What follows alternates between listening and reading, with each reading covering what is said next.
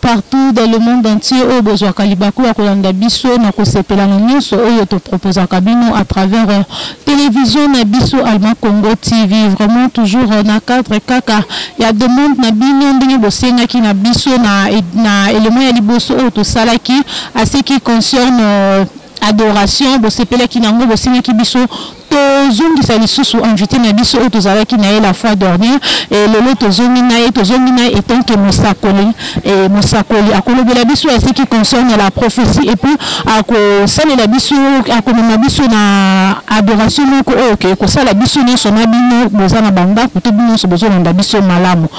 Invité na ngaza déjà à l'évangéliste et prophète Laïs oyo na souhaité déjà bonjour papa. Bonjour maman. Papa Laïs pour la bande connue bazolanda Biso même liloba moko etant que mosakoli ba nzambe nyonso bazolanda Biso avant que to banda séance na Biso to banda émission na Biso alelo. Na pamboli ba nyonso bazolanda Biso na nzela ya internet na pamboli bango et puis na lina ebisa bango que lelo bozala décité. Cela veut dire eza histoire ya Paul na Silas. Là où il y a l'adoration, il y a la guérison. Là où il y a l'adoration, il y a l'intervention de Dieu. Dieu a une intervention et si kabatubazo gumba melaye. Dieu ne cherche pas simplement de priants, mais Dieu il lui cherche le vrai, les adorateurs ba obazo gumba melaye en esprit et en vérité. Merci beaucoup, j'espère que donc comme je vous avais dit au début que Toyambi étant que Moussa Nzambe Moussakoli et puis Toyambi étant que Alama Nzembo Mouyembe. Donc dans tous les domaines ni balwana pardon il y a monde oyo kumba biso na moment oyo. Donc papa Laïs avant tout côté même na etali na biso adoration forte. Est-ce que vous ko sunga ba Nzambe to ka koyi ba ni prophétie ezani oyo to bina ka biso ka prophétie mais quand on sunga ba Nzambe to ba prophétie ezani. Et d'abord avant aucune prophétie, je voulais d'abord dire aux gens que zalaka vraiment na titi de obate prophète azanani lelo ezamo makambo ezosala vraiment pas na kati ya mboka na biso l'histoire de prophète bazo kosa de prophète tout consort. Le prophète d'abord c'est un messager de Dieu. C'est lui qui annonce la chose de Dieu ou les choses de Dieu. Ndi bazo benga prophète. Même na kati Israël, il y avait des prophètes. Mais ba prophète abandai koloba kaka makambo yo nzambe abandai ko pousser bango baloba. Do abandai koloba makambo uti kati na bango te, mais abandai koloba makambo yo nzambe abandai ko pesa bango baloba. Yango bi ba prophètes ce sont des messagers de Dieu. Ouais. Merci beaucoup papa Laïs kaka ce qui concerne la prophétie de Biso ou etali prophète. Ce que nous vraiment enseigner ko pesa notre prophétie vraiment enseigner na parce que na église to dit que tous en ba accord et belé tous en ba nzoto et belé ya ba kambi bazo kamba ba église mais même vraiment aza approprié pour na ko pesa lisakoli ou to venir prophétie na français. Donc ils sont différents aussi dans ministère. Tous en 5 ministères, tous en ministère il y a doctorat, tous en pastorat, tous en évangélique, tous en apostolat et puis tous en prophète. Et d'abord donc ils sont différemment le barana ministère. Ministère c'est autre chose, les dons aussi c'est autre chose. Oui. Tu peux avoir don prophétique aux en facilité à opérer sa prophétie. Prophétie ils en renté. On a pas prophétie. Non, Dieu peut t'utiliser encore. Il y a opérer sa message. Nzambe totela ke limite te que le quoi yo zalaka prophète donc message nzambe bimelaka pa na yo. Non. Nzambe ko utiliser n'importe qui même fois oiseau filmer kuna nzambe ko utiliser avec couper sa message. Vous voyez, donc c'est un peu ça pour moi. Pour la église auto pas la makambo to zomona biso nyonso na ba église comment moi clique moko ya bato basanga mais comment ki pour il faut que tana ba prophète kaka bango but baloba makambo ya bato kaka bango ne faut baloba donc on dit on a bango za mutu mususu ko koloba te to komi komona ko ba mususu ba komi ko kosa makambo to loba dans le sens là parce que et comme ka eloko mongo kaka bato moko to biso ke tu ko ba biso ke prophétie eza na mutu te mutu nyonso ko prophétiser mais na ba église mususu eza na bato baza approprié kaka pour na ko prophétiser. Il y a des gens que Dieu a doté le ministère. Azan un ministère prophétique. Donc yé est tellement automatique. Donc tu peux venir comme ça abando yé bisayo. Mais ils ont un don prophétique. Donc c'est-à-dire yé est automatique. Et quand ça la sikou, soit tu peux ça la té. Donc et ça la si réellement en elo ko loba. Soit en elo ko loba té ça la té parce qu'ils ont don. Mais dans mutu azana ministère. C'est-à-dire yé est automatique. Comme de Samuel, oko yaka bando zena musika na omona da makambo yeli. Voilà. Hein? Mettons que tu vas au salon de comme l'homo ya bango, là tu longoli nzambe na place à bonzambe, tu tiens mutu na place à nzambe. C'est ce qui fait défaut aujourd'hui. Il n'y a pas vraiment de prophètes de Dieu, il n'y a que des prophètes ya ba ventre, ya mabumu. A opé sa prophétie n'intérêt bi que na suka moko osenga mbongo. Mais quand il y a le prophète de Dieu, d'abord azo sala pour l'intérêt de Dieu, sauver les âmes, non pour sauver le ventre. Ouais. Surtout les cambouis et le billet à ventre, papa, toujours nous, comme une église prophétie, comme une montagne en haut. Que ce qu'on y a pour nous compter pas mon sac, le jour où il y a prophétie, il faut au même autant. Pour nous, comme tandis que la Bible est toujours la Bible a besoin gratuit, à Pinzam a fait gratuit. Pourquoi pas bien peut basser les ensemble, bonjour c'est la bateau gratuit. Mais prophétie est comme une montant comme la niveau monde, en plus bah on m'a la paix, on m'a bien le prophète là le bon parce que il y a on a beaucoup maintenant le ba commenter pardon beaucoup côté la peine à baron nous tous sur une église au terme on sur le bien prophétie il faut écouter bon prophétie écouter bon papa et ça peut l'une des choses qui me savent dire bien à l'église d'abord dans quatre Israël banda au monde prophète mabo pambate Bible bi ko enda nzambe mabo pambate ezaka na monta et fixé te wa prophète bakata ezali na monta te le long de tout exagéré par rapport ya mutu na mutu ndenga sa musana ina ko contredire bangote mais mutu oyo azana penser ya ko sala pona nzambe aotala d'abord intérêt ya yete aotala d'abord intérêt ya nzambe quelque soit mutu ko ya mona on a 500 francs soko zaka kana raison de sauver amwana besoin de 500 francs te besoin de amwana vous voyez voilà. Merci beaucoup, fidèle internaute. J'espère que vous comprenez toujours comme je vous avais annoncé que Aza homme à double face, c'est un prophète et puis c'est un chantre de l'Éternel aussi. N'a pas autant que Moussa Lianzam, autant que prophète, tout selon le monde qui toujours plus que n'a étalé pour la prophète, mais si que tu fais Nzela na Loyimbo, ami ma bisona na bino na forte adoration. On te peut-être aux qui nous bakute banda tongo tisiko européen c'est Nzambe merci. Profitez de l'occasion oh ya ko Nzambe justement merci parce qu'il est bon. Sa miséricorde durera à toujours dans ta vie. Vraiment, je vous laisse à travers l'adoration avec le prophète Laïs Bonyama. Bongo, toujours pour continuer à ce qui concerne le sujet il y a prophétie. Je voulais dire à quelqu'un qui m'écoute ou à quelqu'un qui va me regarder à ce moment.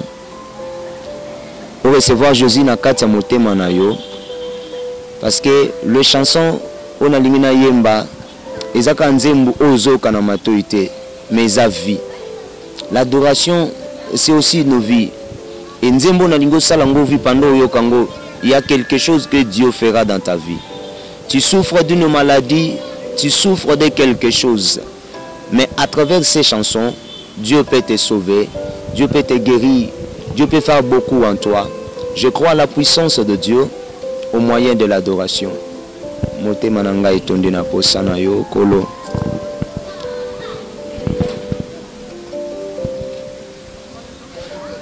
Motema nanga etondi na posa na yo. Na koluke longi na yo kolo mimonisa zala nangai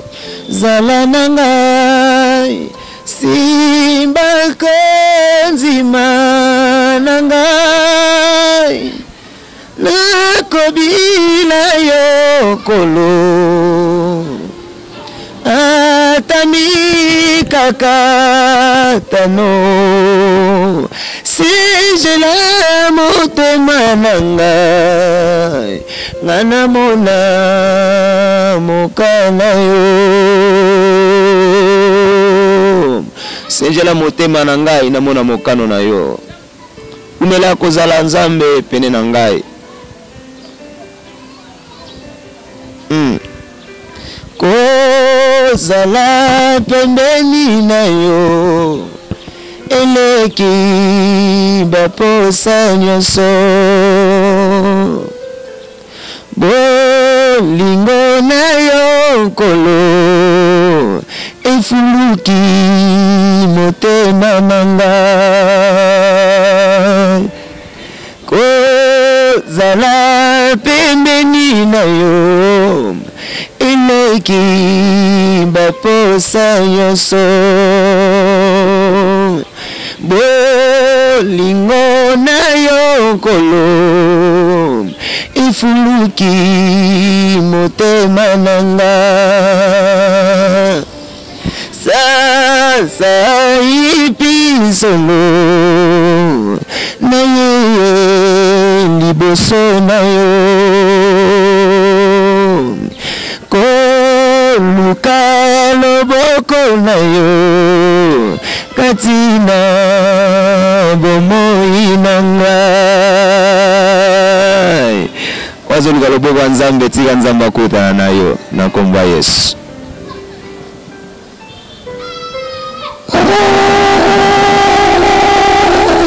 nakabile yo nkolo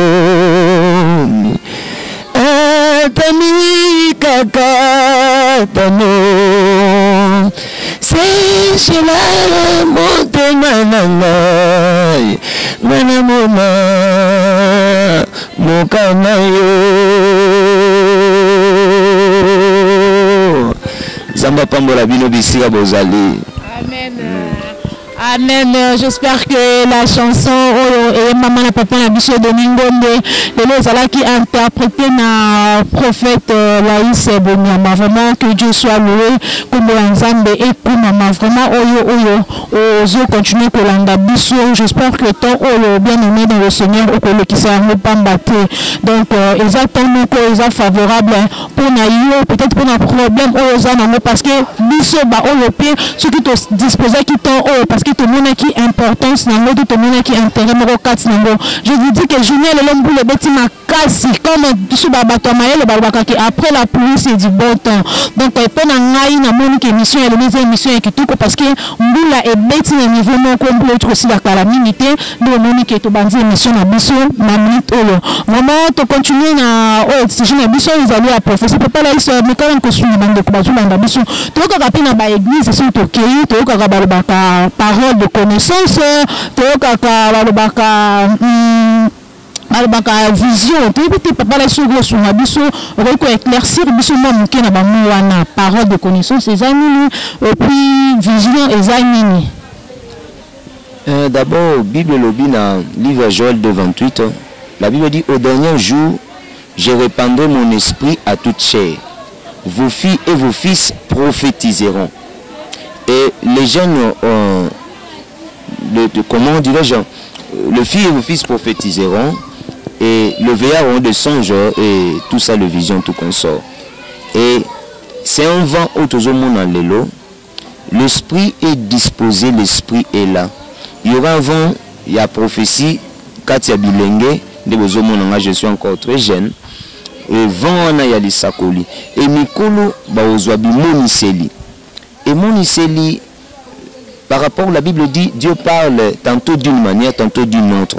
Il parle aussi par de vision, il parle aussi par la prophétie, il parle aussi par voix audible. Vision, eza muto azomona. Mais comment est-ce que zomona? Cela veut dire, mon intelligence est stérile. Mais mon esprit est connecté à Marambo Nzamba Olaksangai. Rien, personne ne peut voir vision na propre désir na yendingano tozomona boy. Ona Nzamba Olobelanga. Comment est-ce que tu vois cela? La vision est liée de l'esprit. Ce n'est pas ce que les gens ne comprennent pas. La vision est liée de l'esprit. Tout homme qui est de l'esprit, il peut voir tout ce qui est de Dieu. Mais si tu n'es pas de l'esprit, tu ne verras pas ce qui est de Dieu. Vous voyez? il y a de l'intelligence humaine, il y a de l'intelligence de l'esprit. La Bible dit à celui qui manque de l'intelligence, qui le prie, qu'il demande à Dieu, Dieu l'accorda. Ouais, il y a de l'intelligence physique, il y a de l'intelligence spirituelle que Dieu lui-même accorde. Il n'a pas ça Salomon. Salomon manquait de l'esprit, manquait de la sagesse. Il y avait de l'intelligence physique et Salomon Azaki Nango, mais il lui manquait de l'esprit pour connecter à continuer l'œuvre de David. Quant à moi, je dirais que la vision, c'est l'œuvre de l'esprit et l'intelligence aussi. Ils ont joué à deux possibilités, soit aux intelligence humaine ou soit intelligence spirituelle. Mais plus qui compte dans le service de Dieu, tout qui compte dans le service de Dieu, c'est spirituel. Même si aux hommes, est-ce que aux hommes dans l'esprit ou aux hommes dans les autres? Merci beaucoup, Papa Laïs. Dans ce qui va vous pour la réalité, tout le monde a avec nous. Papa, comment l'église est quand même mis Mutukunda comme Kotutuka. Na lobby, papa, ma prophétie à ma Kukumawana. Est-ce que Nzambe, Adakanzamba, Kukumamura Mutubanda Bandaki, Nipende Tobokatoni, na lobby, Nganzambe, ma lobby, Zobimate. Paul disait ceci: il y a deux possibilités de la prière. Il y a la prière intelligente et la prière de l'esprit. Prier en langue, ce n'est pas ce que les gens ont compris. Prier en langue, cela veut dire quoi? C'est la prière de l'esprit. Ton esprit est tellement connecté du ciel, mais ton niveau intelligent reste stérile. Parce que nous avons expliqué le langage codé en Zambazate. Mais nous avons prier intelligemment, nous avons s'expliquer, mais prier en langue, cela veut dire mon esprit est tellement connecté du ciel, mais mon intelligence reste stérile. C'est ça, prière de l'esprit. Prière de l'esprit, c'est un langage codé de Dieu lui-même. Cela veut dire qu'on de la langue, rabababo, shenderebo, seke, yamabo. Cela veut dire le prière de l'esprit. Mais quand je prie, c'est ça la prière intelligence.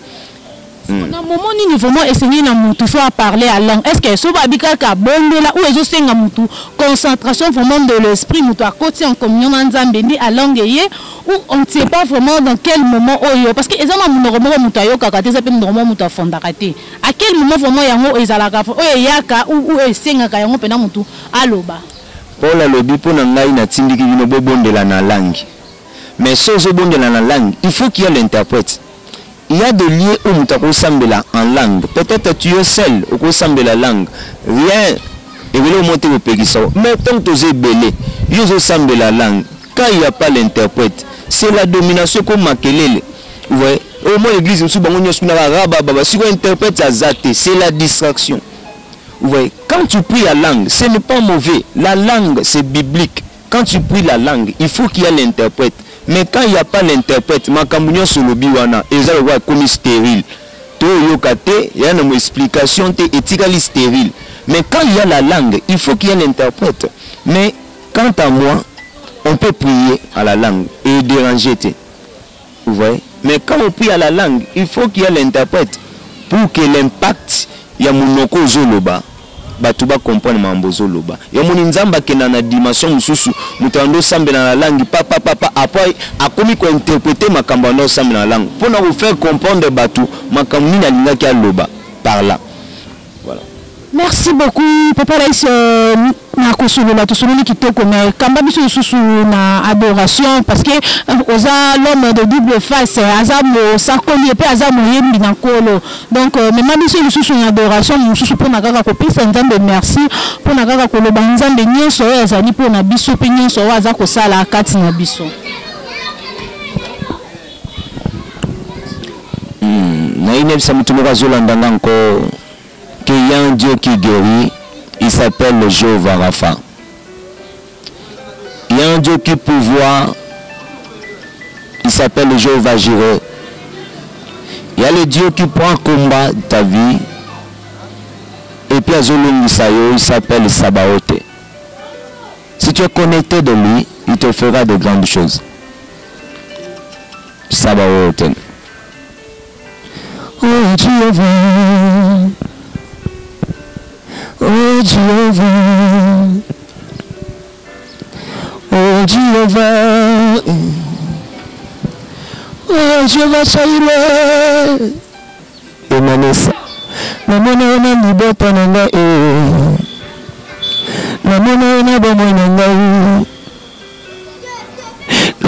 opération Yesu Ngai. Na malade opération Yesu. Obikisa bomo na ngai Yesu. Oh Nzambe. Oh Nzambe na lola o. Rafiki yangu we. Haleluya baba. Rafiki yangu baba.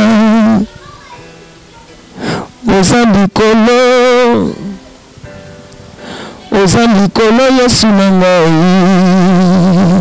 Aza likolo ya nyonso. Amen. Merci beaucoup Nzamba Pambola yo vraiment ozo continue kolanda biso to komi kokoma na suka ya entretien na biso ya lelo à ce qui concerne le sujet na biso ya prophétie. J'espère que du début à l'émission tibisika oto komi boza ko comprendre comment Mosakoli a expliqué biso ba difficulté de zalarango à ce qui concerne ba prophétie, à ce qui concerne prophétie, pardon, à ce qui concerne parole de connaissance et à ce qui concerne vision. Vraiment, le prophète, il était clair. Prophète Laïs, comme Pena, comme on a sous la émission, en général, ou bien d'ensemble, il y a une prophétie, ou peut-être que Bissot, tant il y a que tout le dans tes mains, nous, au lieu de partager un mot comme le Bayasuka, na bande connaissance, au Bazakolanda Bissot. Nalingi na encourager mutu nyonso ya koloba prophétie eza mabete, mais la manière dont que tu reçois le prophétie ou bien manière où ba opesa au prophétie et cause la paix mabe. Mais même dans la Bible tout homme bandé courir vers le prophète. Le prophète baza très important dans la nation. Même bateau bazo ko mettre balou ba roi na katia Israël, c'était des prophètes comme le prophète Samuel. Cela veut dire ngana ko encourager yo pour la prophétie, mais il faut tomber dans le bon moment. Comme le prophète Junior Pembele, je connais tellement de prophètes au baza sérieux dans Moussala Nzambe. Je connais tant que de prophètes Moïse qui solokele notre père. Donc baza bato ba fandi samina kati ya lisakoli. Ba fandi samina kati ya liloba. On nous a enseigné la prophétie est liée dans la parole. Au mona Samuel aloba makambo ezali o Nzambe te. Aloba makambo eza na kati ya Nzambe. Donc mona lelo bato ba détourner contre la prophétie, ba sili contre ba prophète parce que le prophète ba opesa sa prophétie sans passage biblique, sans support ya makambo ya Nzambe, apesi yoka akende na moni mais opesi une orientation te. Oh la prophétie, il y a l'orientation. Il y a la directive. Prophétie et Edaramutu pour comprendre ni nezoya, toni ne salema. Donc prophétie c'est ça. Donc sur une prophétie ezo sunga mutute mais comment détruire mutu. Là ce n'est pas prophétie et comme il y a l'occasion de shit mo pour nabato. Mais moi je vous encourage batunion so bokenda pas ba prophète, so mon prophète non pesa au prophétie et à la Bible était aucun pas prophète soanate. On y aucun pas prophète anate. Quant à moi, non yeb sabino, rejoins-nous dans notre assemblée. Et ça na bondo hein. So ça na bondo donc na ngingi na bondo na direction à Gambela. Soko koti troisième parcelle na droite, tout le monde ndako mo étage ezawana. Donc kota wana là il y a le véritable parole. Et si ka lizibezali, mon ici lizibeza bato anda okima po batoka mai. Déjà la pluie il y a Jacob ezawana. Il y a ko toka mai.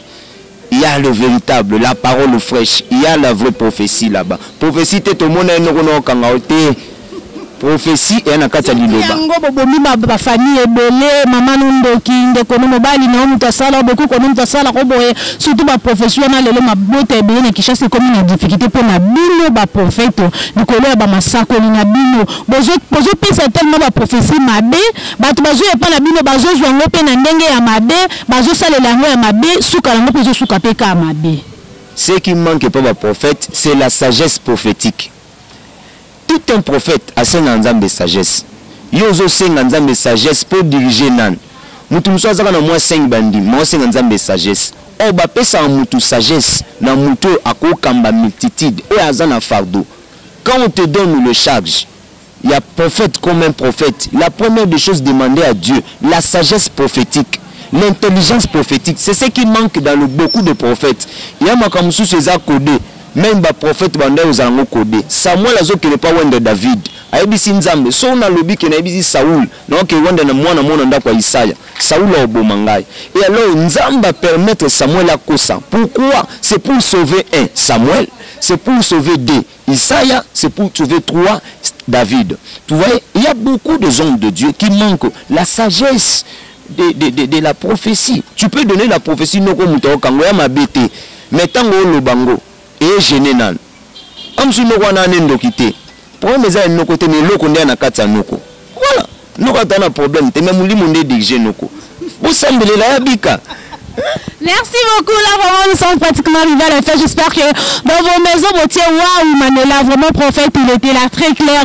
On avait voulu juste tout sur la solo, tout sur la sujet, parce que les sujets, même pas problème est belé, ils ont continué comme ma problème est belé, ma église est belé, et même pas problème est belé, ma bota est belé. Voilà pourquoi ils ont sujet moko, ils ont vaste.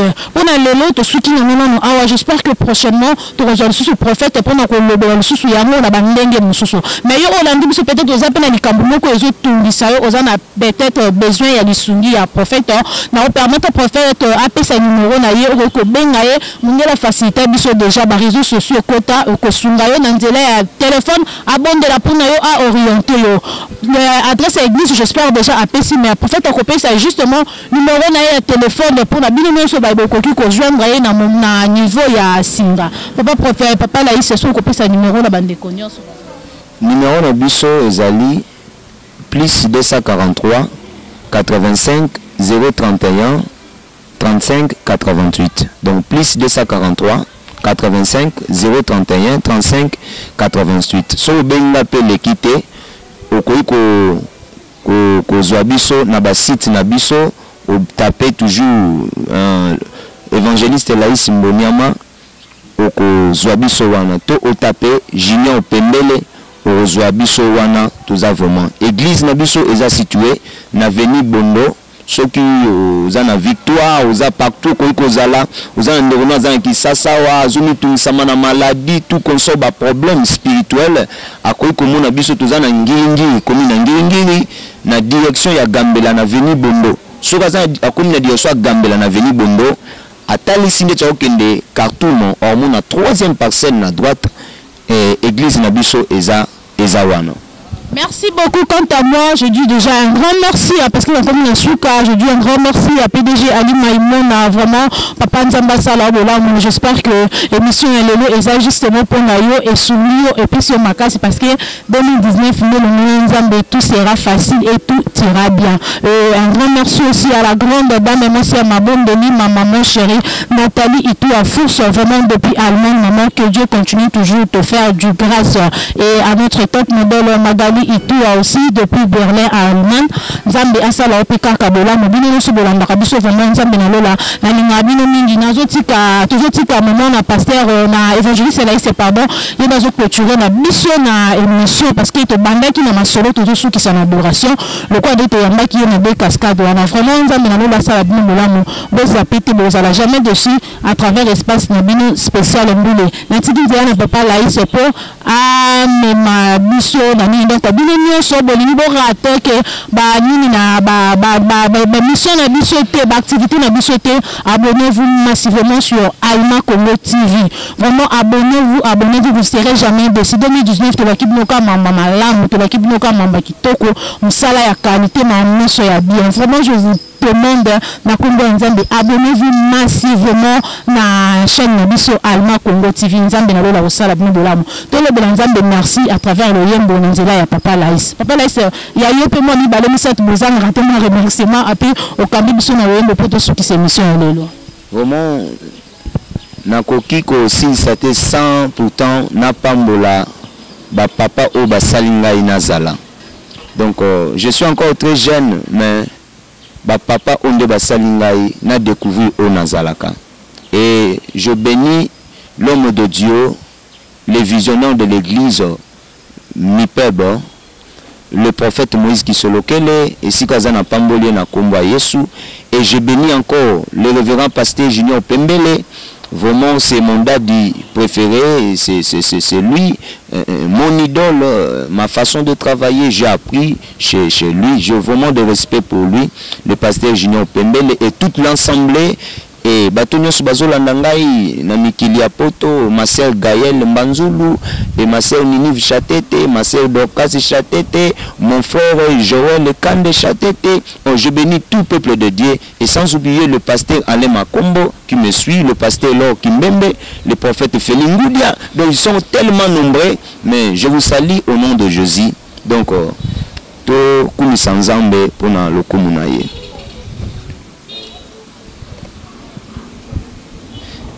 Yahweh na bibele, Yahweh sanjolama, Yahweh na boboto sanjolama, Yahweh na bibele, Yahweh sanjolama, Yahweh na boboto sanjolama, Zimana